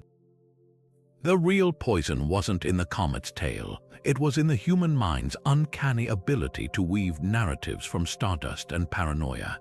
Napoleon Bonaparte understood the power of symbols better than any ruler of his age. Soldiers didn't just follow orders, they followed eagles, tricolors, and the glittering myth of their emperor. So when Comet C 1811 W1 blazed across European skies in the spring of 1811, its twin tails stretching like a cosmic coronation sash, Napoleon didn't just take it as an omen, he claimed it. Within weeks, imperial mints struck a new silver franc showing the emperor's laureled profile beneath the comet's arc, the Latin inscription Lumen Imperii, light of empire, twining around its fiery tail. Pamphlets circulated through Parisian cafes declaring this was no random celestial event, but Napoleon's personal star, a divine endorsement of his newborn son's future reign. The audacity of this propaganda coup was breathtaking. Comets had terrified rulers for millennia, yet here was Napoleon spinning one into a PR triumph. His chief astronomer, Jean-Baptiste Joseph Delambre, was pressured into publishing scientific tracts emphasizing how the comet's path perfectly aligned with France's borders, as if the heavens themselves had drawn a glowing shield around the empire. Schoolchildren memorized verses comparing its light to Napoleon's genius, while theater productions staged elaborate comet ballets where dancers in silver gauze formed celestial patterns above a cardboard effigy of the emperor. Even his enemies hesitated. Prussian generals reportedly delayed military plans after peasants whispered that attacking during the emperor's comet would anger God. But 4 years later, when that same comet unexpectedly reappeared in 1815 during Napoleon's exile on Elba, the cosmic narrative curdled. Private letters from his valet, Louis-Joseph Marchand, reveal a shaken ruler spending nights on the island's ramparts, telescope in hand, tracking the comet's progress with growing dread. He asked daily if its color had changed. Marchand wrote, as though expecting it to bleed. The once triumphant Lumen Imperii now seemed a celestial taunt, its return coinciding with his humiliating defeat and the Bourbon Restoration. Napoleon, who'd once boasted that he made his own luck, now faced the unsettling possibility that the universe kept its own ledgers, the cruelest irony. Modern astronomy confirms the 1815 visitor wasn't even the same comet, just a similar-looking fragment from the Creutzfeldt-Sungrazer family. Napoleon, master of manufactured destiny, had been fooled by a cosmic coincidence. Yet in that misunderstanding lies a profound truth about power and perception. The emperor who'd weaponized a comet's glory found himself broken by its imagined return, proving that even the mightiest rulers are at the mercy of the stories they spin, and sometimes the sky gets the last laugh. The air in Delphi hung thick with incense and dread in the summer of 363. For centuries, the oracle's chamber had pulsed with divine whispers, its fissures exhaling vapors that sent priestesses into prophetic trances. But that year, as Emperor Julian, the last pagan ruler of Rome, kneeled before the tripod, the sacred smoke grew thin. Then, on the 9th night of his vigil, the sky erupted. A comet sliced through the darkness, its tail shimmering like spilled quicksilver, and the Pythia, the final oracle of Delphi, collapsed to the stone floor, her voice raw with a scream that would echo through history. The comet drinks the god's voice. Julian's personal physician, Oribasios, recorded the scene with clinical horror. The priestess, usually composed in her delirium, clawed at her throat as if choking on the very air. Her pupils dilated until the irises vanished, leaving black pools reflecting the comet's glare. When she spoke again, the words weren't in Greek, but in a guttural tongue no scholar could decipher. The emperor, desperate for a sign to revive Rome's dying pagan faith, demanded interpretation. The temple priests exchanged glances. Their silence spoke louder than any prophecy. Apollo had abandoned his own sanctuary. What makes this moment so haunting isn't just the oracle's breakdown, it's the chilling precision of her metaphor. Modern volcanologists studying Delphi's geology have found evidence that the sacred pneuma, those intoxicating vapors, stemmed from ethylene gas seeping through limestone faults. By the 4th century, seismic shifts had begun sealing these fissures, slowly starving the oracle of her divine connection. The comet of 363, now believed to be Comet C/363H1, appeared during a critical depletion phase. To the Pythia, its brilliance wasn't just an omen, it was a celestial thief siphoning Apollo's breath. Julian's reaction reveals the tragedy of his reign. Rather than accepting nature's verdict, he doubled down on superstition.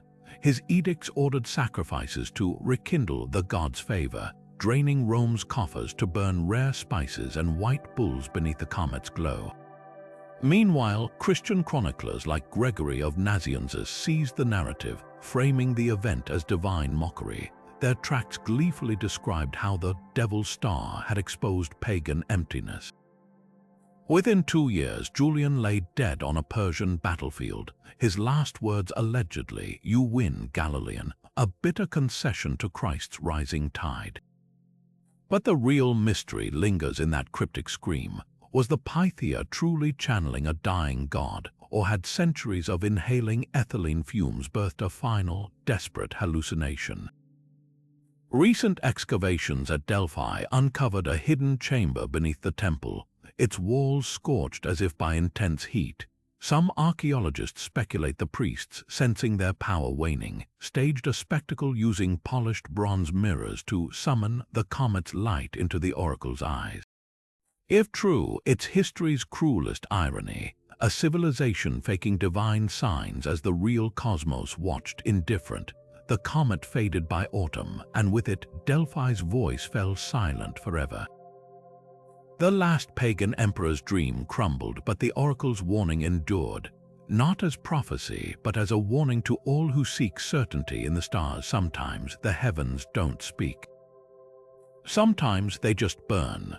The streets of Nuremberg were alive with panic in the spring of 1528, as word spread of a terrible omen burning across the heavens, a phantom comet that left no trace in the historical skies.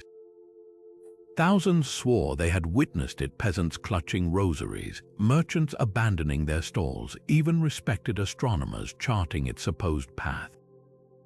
The reports poured in from across Europe. In Lyon, a baker's wife fainted at the sight of its ghostly tail.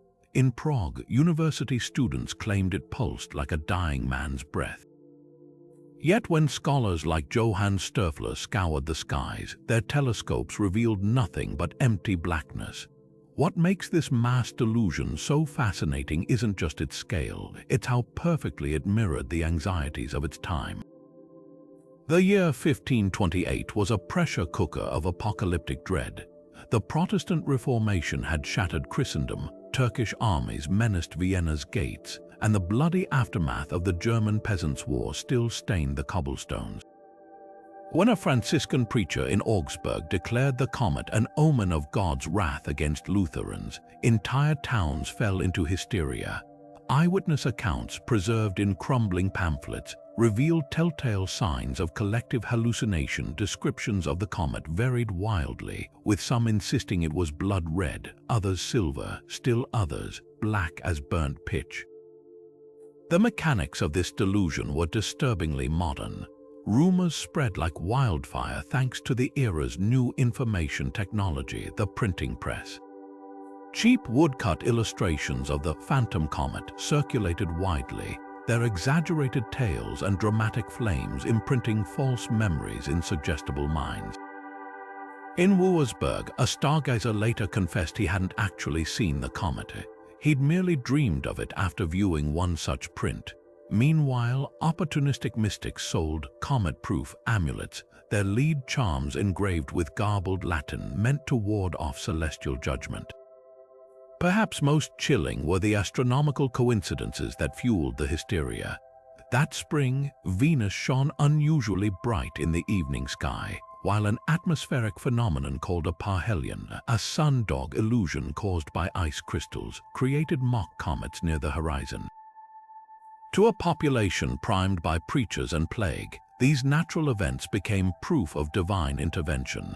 Even level-headed individuals weren't immune. Physician Georg Tannstetter wrote of being half persuaded by his patients' frantic testimonies before verifying the skies were empty. But the true legacy of the phantom comet isn't just about medieval superstition, it's a warning about the power of expectation. Centuries before fake news or social media echo chambers, 1528, proved how easily human minds can conjure shared illusions when fear overrides reason. Today, we know comets as icy cosmic nomads, predictable and harmless. Yet every time a celestial event sparks modern panics, whether Y2K or blood moon prophecies, we're reliving the same primal impulse that made an entire continent seafire where there was only sky. The phantom comet didn't exist, but the terror it inspired, that was all too real. For thousands of years, comets weren't just celestial objects, they were cosmic Rorschach tests, reflecting humanity's deepest fears and wildest hopes. These icy wanderers from the depths of space became mirrors for civilizations. To Babylonians, they were divine swords hanging over kings. To medieval Europeans, they were God's flaming broom sweeping sinners from the earth. Even revolutions began under their glow. Napoleon claimed a comet as his personal herald, while the Aztec Emperor Moctezuma saw one as his doom. What's astonishing isn't just how often comets appeared at pivotal moments, but how powerfully humans willed them into meaning, bending cosmic coincidences into prophecies, turning frozen balls of dust into architects of history. Yet the most fascinating twist lies in our modern era. We've traded comet scares for asteroid panics, swapped celestial omens for UFO conspiracies. The same primal urge that made Vikings see wolf gods in comet tales now fuels viral videos of mysterious lights, proof that while our science has advanced, our hunger for cosmic significance remains unchanged. The James Webb Telescope can dissect a comet's chemistry, yet part of us still wonders, what if this one's different? That tension between knowledge and instinct is comet's true legacy. A reminder that progress doesn't erase wonder, it simply gives it new shapes. So next time you spot a comet streaking across the night sky, pause for a moment. You're witnessing the same fiery brushstroke that once sent emperors to their knees, inspired poets to prophecy, and convinced ordinary people they stood at the edge of apocalypse. That light you see traveled billions of miles unchanged, while down here we spun entire civilizations around its passing. Which of these wild stories resonated most with you?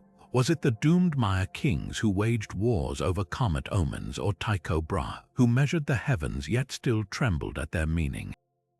Drop your favorite in the comments, because history's greatest comet tale might still be unwritten, waiting for the next curious gaze to look up and wonder.